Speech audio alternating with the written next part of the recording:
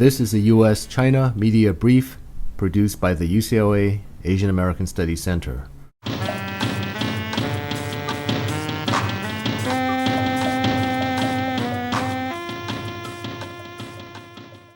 I'm Russell Leong, Director of the U.S. China Media Brief of the UCLA Asian American Studies Center.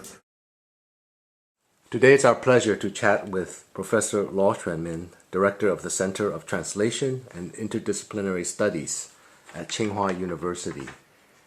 Professor Luo recently co-edited a book translating China.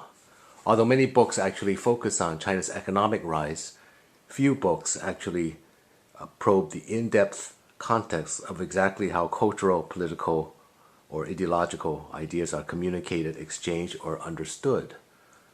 As an international translator, Professor Luo is in a key position to understanding such East-West exchanges. Professor Luo, can you give us a little bit of your background on how you got into translation and becoming an international translator? Okay. Actually, you see, translation in the past is highly evaluated by Chinese scholars. So when I was studying in Beijing Foreign Studies University, my major was linguistics. But later I changed into translation studies because at the same time I can enjoy a free time and I can, we say, creative power in doing translation studies. So that is why I choose these studies as my focus. Now, you recently translated Barack Obama's Audacity of Hope, and you strongly kind of identified with Obama, his background and character. I believe it has something to do with your own name or your birth, right? Yeah. You see, I was born in the 1954. That was the year for China's first election for the presidency. So when my father got the card on which there are two Chinese characters, Xuanmin, so I got this name. So when Obama's book Copyright was bought by the law press in China, they tried to find an ideal translator for this book. So they searched on internet or website and found I'm qualified because I have translated a lot of books in the field of, we say, literature and social sciences. So the editor came to me and begged me for the translation of this book. One reason he emphasized is that my name will bring lucky to Obama because my name, you see, is be helpful in the election, so get more voters. And so for this reason, so he asked me to, and also based on my translation qualities in the past. So well, the book was actually translated before he actually won the elections. Yeah, at that time Obama was still campaigning for presidency with Hillary Clinton. It's still within the Democratic Party itself. So I spent a few months to finish this book. What was the hardest part about translating Barack Obama's words and ideas? Mm-hmm.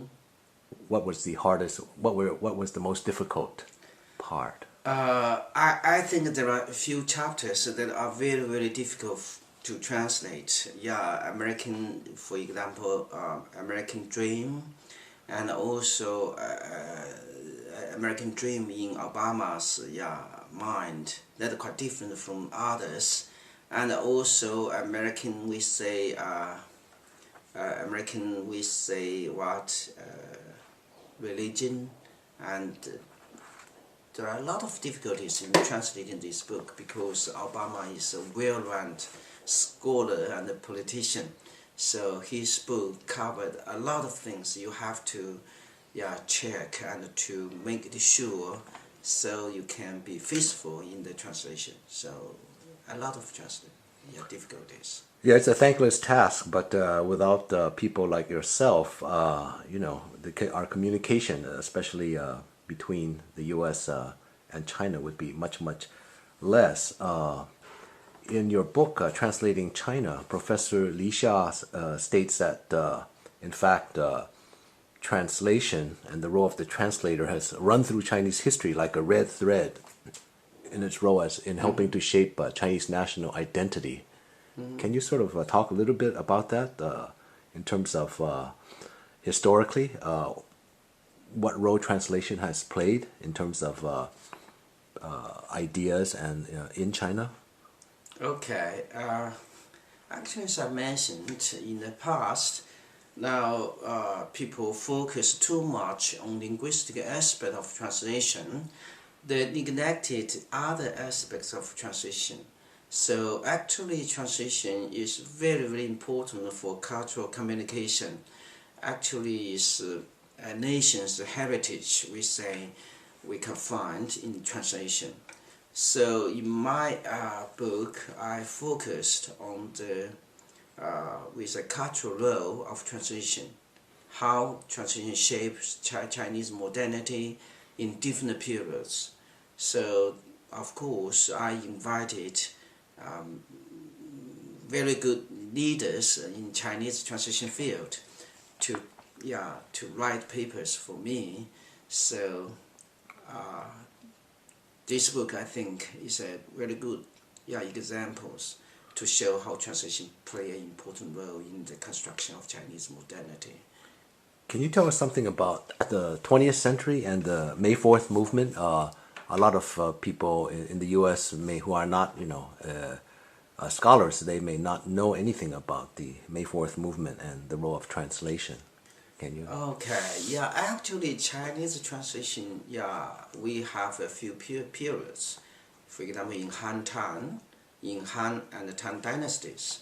So the introduction of Buddhism into China now by a lot of monkey translators. So, and just so you mentioned, also in Ming and Qing dynasties. So a lot of we say transition of sciences and technology into China because Chinese want to learn something from the West.